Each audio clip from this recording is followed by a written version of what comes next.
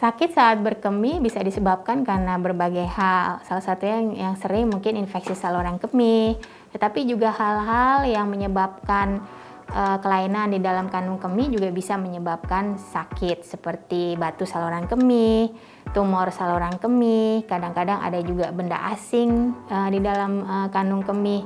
Nah, hal-hal tersebut yang harus kita beda-bedakan saat pasien itu mencari pertolongan ke dokter.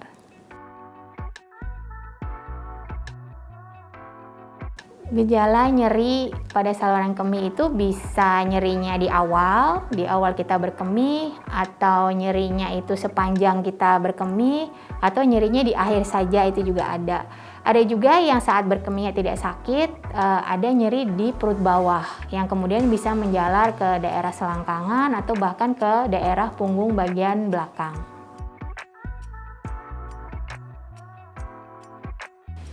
Sebetulnya nyeri apapun ya yang berkaitan dengan saluran kemih, kalau misalnya kencing kita sudah mulai nyeri atau mulai ada nyeri di bagian perut bawah atau bahkan sampai yang menjalar ke daerah pinggang, itu disarankan untuk segera mencari pertolongan ke dokter untuk segera diidentifikasi sebenarnya apa penyebab nyeri tadi. Karena tadi ada bermacam-macam seperti infeksi, batu, atau tumor di saluran kemih yang harus kita singkirkan.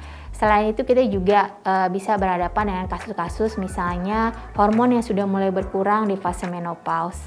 Jadi sangat penting kalau sudah ada terjadi nyeri yang berhubungan dengan saluran kemih, sebaiknya segera mencari pertolongan ke dokter.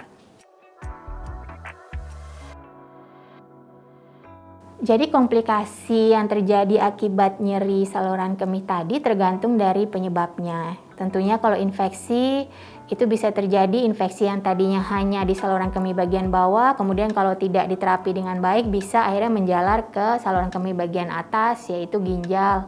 Dan kalau misalnya tidak ditangani juga akan menyebar juga ke aliran darah dan berujung kepada adanya kuman di dalam darah, yaitu sepsis. Kalau penyebabnya adalah batu, contohnya ya batu itu kalau kelamaan tentunya akan menyebabkan nyeri yang terus-menerus, kencingnya bisa berdarah.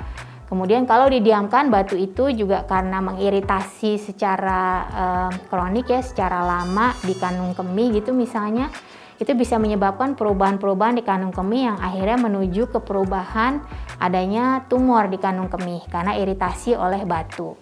Sedangkan kalau memang penyebabnya oleh karena tumor, ya tentunya resiko-resiko terjadinya penyebaran dari tumor itu sendiri ke organ-organ lain. Jadi sangat-sangat penting untuk melihat sebenarnya apa sih penyebab kenapa terjadi nyeri yang berhubungan dengan saluran kemih ini.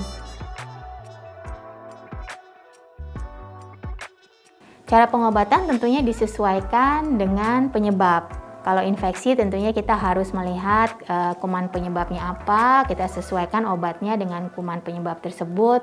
Kemudian juga untuk batu ya kita tentukan seberapa besar batunya dan lokasinya di mana. Nah itu ada beberapa modalitas dari yang sangat minimal invasif ya, yang tidak perlu operasi sampai yang operasi.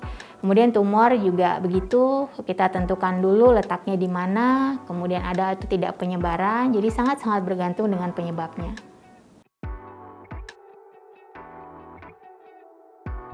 Nah, cara mencegah untuk tidak terjadi nyeri dalam saluran kemih adalah mencegah beberapa penyebabnya. Contoh, sebagai pencegahan infeksi saluran kemih, tentunya kita harus minum yang cukup.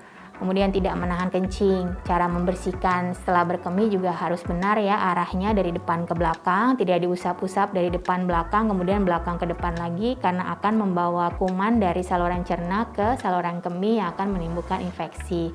Sedangkan untuk batu juga sama, minum kita harus cukup, mungkin juga mengurangi makanan-makanan yang bisa kalau dikonsumsi terlalu berlebihan bisa menyebabkan batu saluran kemih. Sebagai contoh, mungkin yang mengandung asam urat tinggi seperti jeroan, melinjo yang mungkin terlalu berlebihan ya, kalsium yang terlalu berlebihan juga.